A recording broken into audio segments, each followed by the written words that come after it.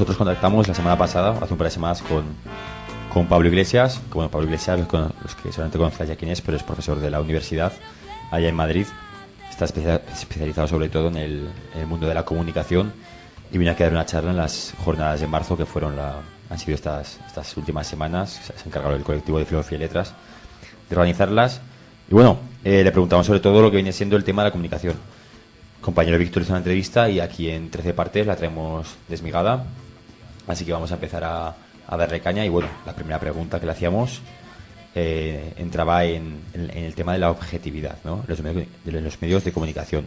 Si el mito de la objetividad existe. Yo creo que no, que los medios de comunicación son instrumentos de producción ideológica, son instrumentos de intervención política, incluso la propia verdad es algo que está en discusión. En ese sentido, la clave, la palabra de orden no sería la objetividad, sino la rigurosidad. Puede haber información de calidad por parte de medios de comunicación del enemigo, propiedad de grandes empresas, y viceversa, pero está claro que no es un problema de objetividad, no es un problema de libertad de prensa, es un problema del tipo de información que se produce. Continuábamos la entrevista lanzando una segunda pregunta. Esta era: ¿qué planteamiento ha de salir de lo que viene siendo el mundo de la contrainformación, de los medios de comunicación alternativos o de los propios medios de comunicación de los partidos políticos? A mí todos esos calificativos no me gustan, porque creo que nos sitúan en un plano de subalternidad. Desde el momento en que nos situamos como alternativos, como los medios de contrainformación o como prensa de partido, parece que ocupamos un papel secundario respecto a los grandes medios. La información es información. Aquí la contradicción a la que nos enfrentamos es que los medios de comunicación grandes o bien son propiedades de grandes empresas y hay mucho dinero detrás, o bien son medios públicos, propiedad del Estado o de las administraciones autonómicas. No hay más. Por desgracia, en el Estado español, con la excepción del País Vasco, prácticamente nadie ha sido capaz de construir medios que puedan competir en igualdad de condiciones con los medios privados o con los medios controlados por administraciones estatales. Yo creo que ese es uno de los desafíos. A mí no se me olvida que en este país pudimos volver a ver gente de izquierdas escribir en un periódico, cuando un señor con mucho dinero y una sensibilidad muy particular como Jaume Roures decidió crear Público, y eso yo creo que es un mensaje a la izquierda y a sus fracasos a la hora de trabajar la cuestión de los medios de comunicación. Lo diré con una provocación: el tiempo del mundo obrero y de estas cosas se terminó para siempre. Y hilando con ese tema que se acaba de llamar Roures y de Público, cogí al compañero y aprovechaba lanzando la cuestión de que si es posible un periódico como Público, o hay que tender hacia otro tipo de cosas, a lo que viene siendo más una cooperativa de trabajadores más que un medio de comunicación de una empresa privada. Más Público es un quincenal, y eso puede ser muy interesante, pero no tiene nada que ver con un periódico. Lo que ocurrió en Público es lo que ocurre con cualquier empresa privada. Entonces yo creo que hay que separar los deseos de qué bonito sería un periódico que fuera una cooperativa de trabajadores con sueldos decentes, controlado por un accionariado popular, y lo real. Si eso fuera tan sencillo, lo hubiéramos tenido. Yo en estos momentos me conformaría con que pudiera haber un medio de izquierdas, que ese medio responda a una iniciativa privada, empresarial, y que los trabajadores estén sometidos a las espantosas contingencias del mercado. Pues ¿qué le vamos a hacer? Pero mientras no seamos capaces de crear lo contrario, yo creo que la política no es una cuestión de voluntad o de lo que declaremos o de lo que debería ser, sino de lo que hay. Cuando existía Público en los periódicos, en los kioscos, podíamos comprar un periódico de izquierdas en papel, y hoy en día sigue siendo una de las cabeceras más importantes del país a nivel digital. Eso cambia el hecho de que esté en manos privadas, y en manos privadas además aliadas con empresas extranjeras como Experiencias Británicas, con un currículum nada edificante en términos políticos. ¿Qué le vamos a hacer? El mundo es así. Y seguimos con otra pregunta, y es: ¿hasta qué punto determinan las condiciones a la hora de escribir en un periódico la empresa privada? ¿En qué medida puede presionar o no puede presionar al periodista? Pues muchísimo. Hay un libro de Pascual Serrano, Traficantes de Información, que lo explica bastante bien. Es prácticamente imposible que un medio de comunicación escriba en contra de sus propietarios o de sus accionistas.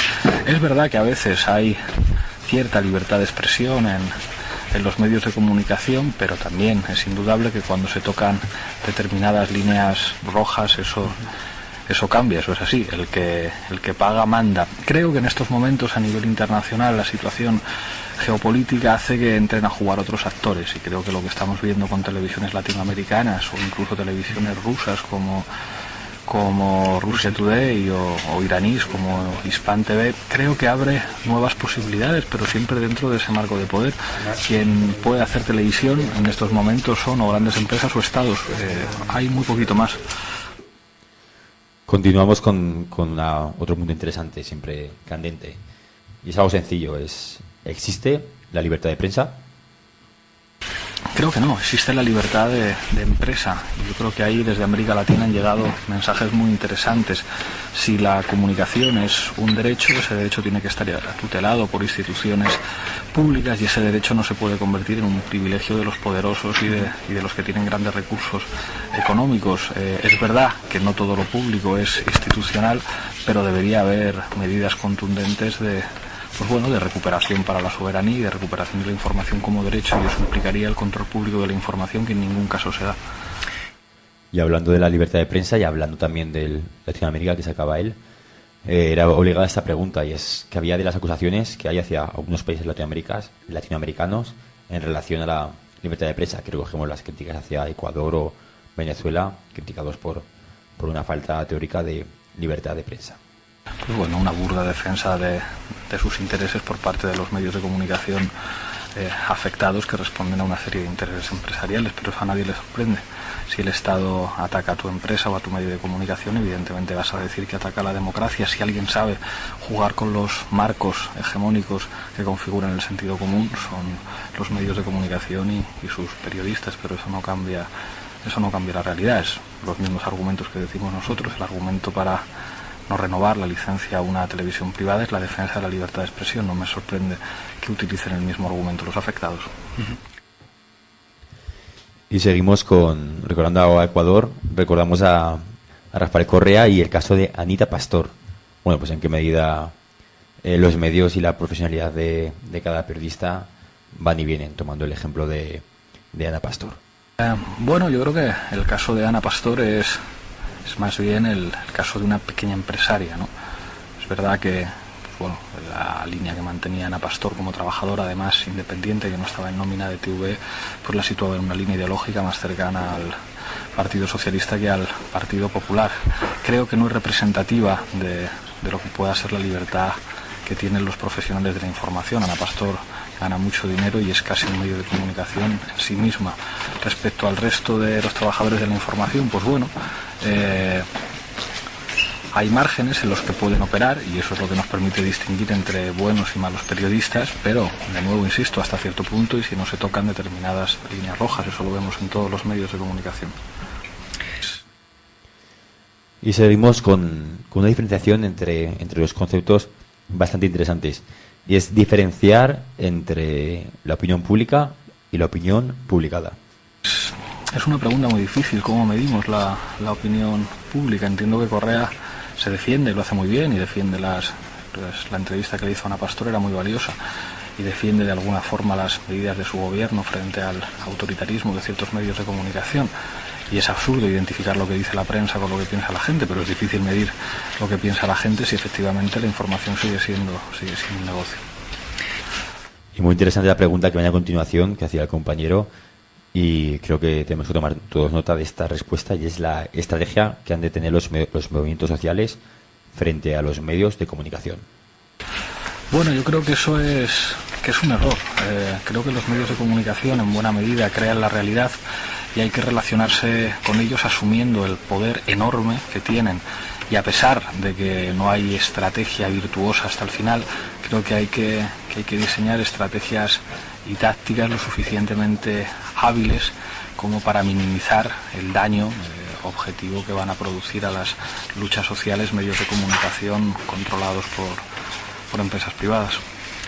Y dentro del tema de los movimientos sociales y de la importancia de los medios de comunicación y de lo que ellos muestran al mundo y de si lo que muestran o no muestran puede llegar a existir o no existir, viene la novena pregunta. Si existen los movimientos sociales, si aparecen o no aparecen en los medios de comunicación. Sí, yo creo que los movimientos sociales sí aparecen en los medios, a veces incluso contra su voluntad. El problema es que bueno, los medios de comunicación son instrumentos para intervenir políticamente. Si ni siquiera la tercera fuerza política del país, estoy pensando en Izquierda Unida, cuenta con nada que se parezca a medios de comunicación afines, pues no digamos ya los movimientos sociales que tienen que operar en los márgenes que dejan los grandes medios.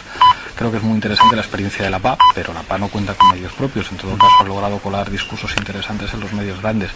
Más que una estrategia, creo que los movimientos sociales y la izquierda se deberían preocupar por tomarse en serio la comunicación política.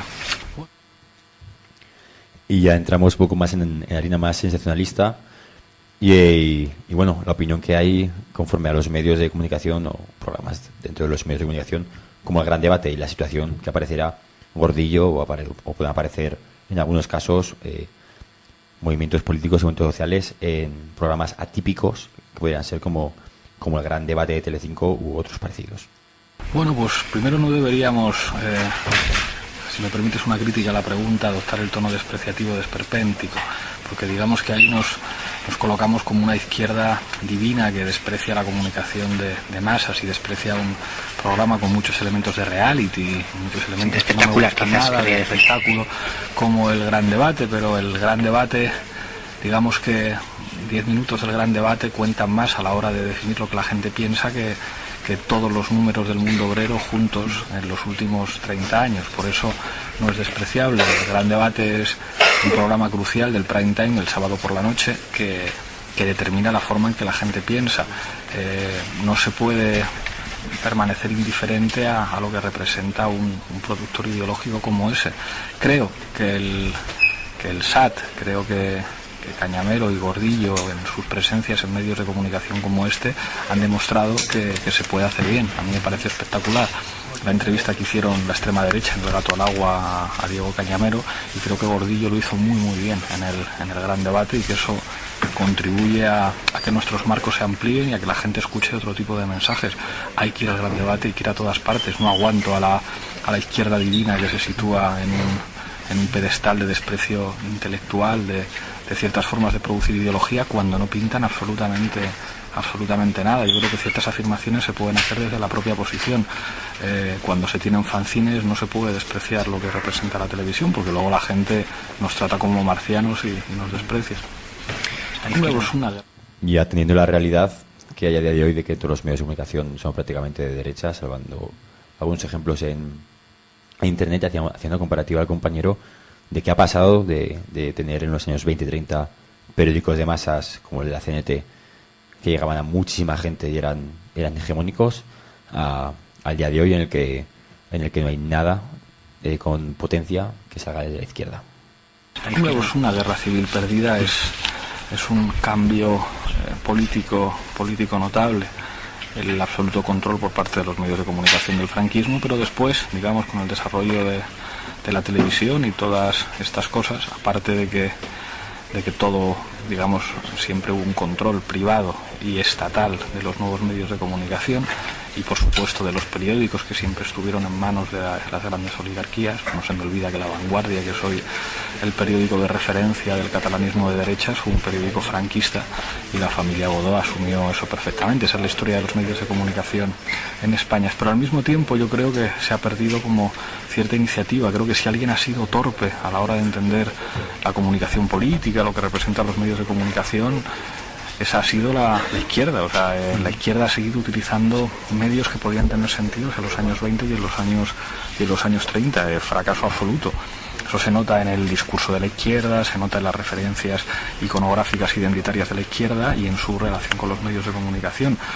Sé que de nuevo esto es provocador. Una de las cosas que ha cambiado es que el talento no ha estado de nuestro lado. Y la última pregunta, más que interesante y más que necesaria y muy importante y recomendable que cojamos nota de esta respuesta, y son qué nuevas estrategias debemos de seguir los medios de izquierdas o la izquierda en general para llegar un poquito a la gente y conseguir desarrollarnos. Muy amplia. Pues yo creo que para empezar, asumir que los medios de comunicación son los que crean la realidad y que el lenguaje audiovisual en estos momentos es determinante. Y eso implica entender también que hay cosas que no son decisiones de partido, que el partido, entendido de una manera orgánica, tiene que intervenir en la sociedad de manera muy amplia. Eso quiere decir que tiene que estar totalmente desvinculado de las organizaciones políticas de la izquierda y darle la batalla en el plano de la sociedad civil. ¿Quién tenía en este país que haber hecho una apuesta seria con respecto a los medios de comunicación? Las organizaciones sindicales, que son de alguna manera la sociedad civil vinculada a la izquierda. No lo han hecho y así nos va. El ejemplo desde el otro lado, la Iglesia Católica. La Iglesia Católica ha tenido claro desde el principio la importancia de los medios de comunicación y del trabajo en el ámbito de la sociedad civil y de la cultura. La izquierda no. Trabajar en el ámbito de la sociedad civil sería las respuestas. Menos congresitos, menos batallas internas, menos discusiones sobre listas, menos estupideces de estas que no sirven para nada y más tomarse la política en serio. Pues no es un problema de libertad de prensa, es un problema del tipo de información que se produce. Continuamos la entrevista lanzando una segunda pregunta. Esta era: ¿qué planteamiento ha de salir de lo que viene siendo el mundo de la contrainformación, de los medios de comunicación alternativos o de los propios medios de comunicación de los partidos políticos? Nosotros contactamos la semana pasada, hace un par de semanas, con Pablo Iglesias, que bueno, Pablo Iglesias, los que solamente conocen ya quién es, pero es profesor de la universidad allá en Madrid.